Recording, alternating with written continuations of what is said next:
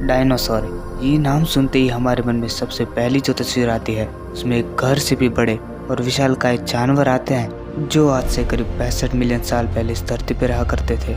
इस प्रजाति ने धरती पर लगभग 165 मिलियन साल राज किया था, पर आज से 6 करोड़ 50 लाख साल पहले ऐसा तो क्या हुआ जो आज इस धरती पे इनका नामो निशान ही जड़ से खत्म हो गया है। तो आइए मेरे साथ चलते हैं आज से करीब 6 करोड़ 50 लाख साल पहले और देखते हैं इन विशालकाय जानवरों के जीवन का आखिरी दिन करीब से। तो दिन की शुरुआत होती है और आज का दिन भी बाकी सभी दिनों के जैसा था।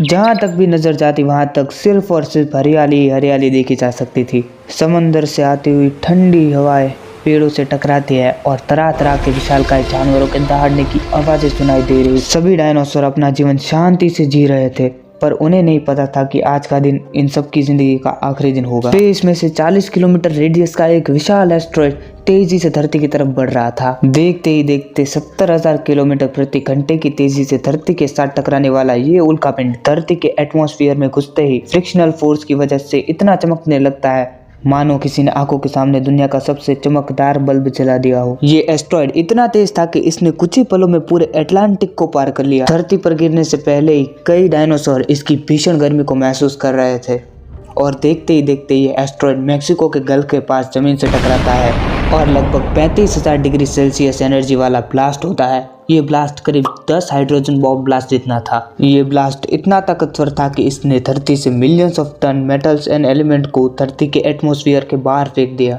इस ब्लास्ट ने धरती पे करीब 180 किलोमीटर वाइड और 20 किलोमीटर डीप एक गड्ढा बना दिया।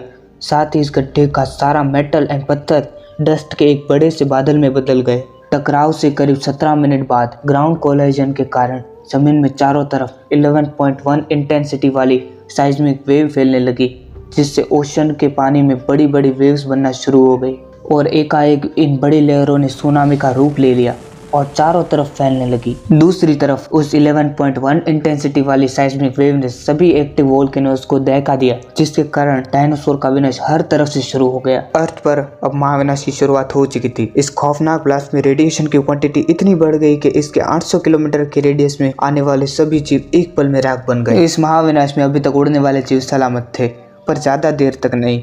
ब्लास्ट की वजह से जो मिलियंस ऑफ टन मेटल और एलिमेंट अर्थ के ऑर्बिट के बाहर गए थे वो सभी ग्रेविटेशनल पुल के कारण लगभग 41 मिनट बाद आग के गोले बन के बरसने लगे। साथ ही में डस्ट का एक लार्ज स्टॉर्म 6000 किलोमीटर प्रति आवर की स्पीड से अर्थ की दूसरी साइड पर भी विनाश लाने वाला था। ये डस्ट क्लाउड कई किलोमीटर थिक थे, जिसके रिजल्ट में पृथ्वी पर अब सनलाइट नाक के बराबर आ रही थी। अर्थ की हवा अब 100 सेल्सियस से भी ज्यादा गर्म हो चुकी थी, जिसने धरती के सभी पेड़ पौधों को जलाना शुरू कर दिया। ब्लास्ट के 90 मिनट बाद अर्थ का टेम्परेचर 200 डिग्री से भी ज़्यादा हो गया, जिसके कारण जो जानवर इस ब्लास्ट से कोसों दूर थे वो भी बच नहीं पाए। इस महाविनाश ने धरती से करीब 90% पॉपुलेशन को जड़ से खत्म कर दिया और जो 10% बाकी की बच गई उनमें से भी सिर्फ वही जिंदा रह पाए जिनका वजन 30 केजी से कम था। जिसका रीज़न ये था कि यहाँ जो बड़े बड़े डायनासोर जिंदा बच गए उन्हें इनफ सप्लाई ऑफ फूड न मिलने पर वो भी मारे गए। तो ये था डायनासोर का आखिरी दिन। अगर आपको ये जानकारी अच्छी लगी हो तो एक लाइक ज़रूर से कर देना और हमारे चैनल को सब्सक्राइब भी कर देना।